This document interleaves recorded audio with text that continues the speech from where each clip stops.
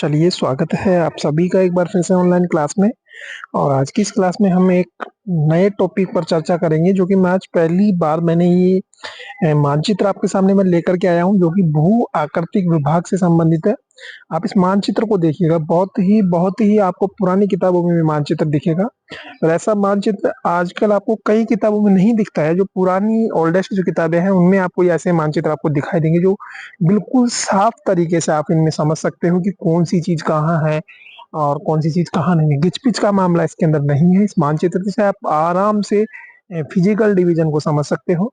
तो ये देखते हैं हम इस भारत के मानचित्र को। देखिएगा, इसमें सबसे उत्तर में आपको मिलेगा, यहाँ से हम चलते हैं। देखिएगा, ये यहाँ आप देख लीजिएगा, जितना भी क्षेत्र है आपको हिमालय पर्वतमाला का क्षेत्र आपको दिख रहा होगा। फिर इसी के नीचे आपको उत्तर का मैदान दिख रहा है। फिर इस मैप में हम देखते हैं तो आपको ये जो दिख रहा है, आपको ये प्रायद्वीपीय भारत दिख रहा है।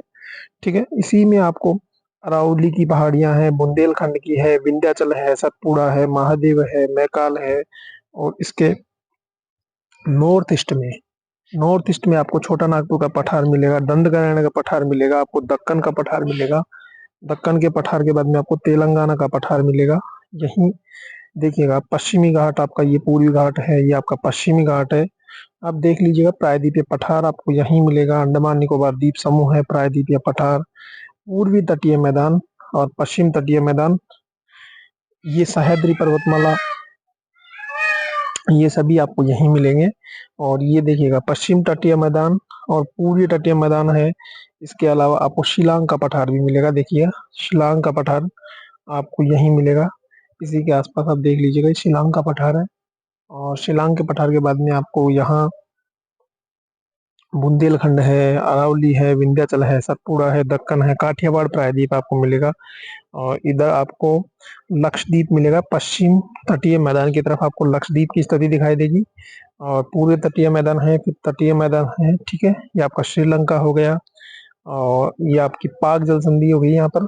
ठीक है, आप देख सकते हैं, ये आपकी पाक जल संधि का मामला है यहाँ। और इस तरीके से ये आपका हिमालय हो गया, फिर ये उत्तर का विशाल मैदान हो गया, आप देख सकते हैं। फिर आपका प्रायद्वीपीय भारत हो गया। ठीक है, और ये पश्चिम तटीय मैदान, ये पूर्वी तटीय मैदान है। आप देख सकते हैं मानचित्र में सारी चीज आपको दिखाई देगी। एक बार फिर से मैं छोटा करके आपको दिखा देता हूँ। हम देख लेते हैं इसको एक बार। देखिएगा, हम यहाँ से देखते हैं, सबसे पहले ये हो गया हिमालय। इसके बाद में हम चलते हैं, इसके नीचे का जो पार्ट है ये है उत्तर का विशाल मैदान। ठीक है, जो कि आपको यहाँ फैला हुआ दिख रहा है पूरा। ठीक है, इस तरीके से। इसके बाद में ये जो आपको दिख रहा है, ये पूरा आपका है प्रायद्वीपीय पठार की स्थिति कुछ इस तरीके से आपको दिखाई देगी, इस तरीके से। इसके बाद में यहाँ आपका फिर ये आपका दिखेगा इस तरीके से। तो आपका पश्चिम तटीय मैदान है, ये पूर्वी तटीय मैदान है, इसी के बीच में ये प्रायद्वीपीय पठार आपका हो ही गया। और फिर ऊपर में उत्तर में आपको हिमालय पर्वत की कुछ स्थिति कुछ इस तरीके से दिखाई दे रही है। और इसके बाद में जब हम बात करते हैं तो इसमें आपको अरावली है, विंध्याचल है, सतपुड़ा है, छोटा नागपुर का पठार है, शिलांग का पठार है। यहाँ आपको मेघालय की 3 पहाड़ियां भी आपको मिलेगी, नॉर्थ ईस्ट की गारो खासी जयंतिया। आप देख लीजिएगा, गारो खासी जयंतिया। और मुख्य बात यह है, इन पहाड़ियों के नाम जनजातियों के नाम पर रखे गए हैं।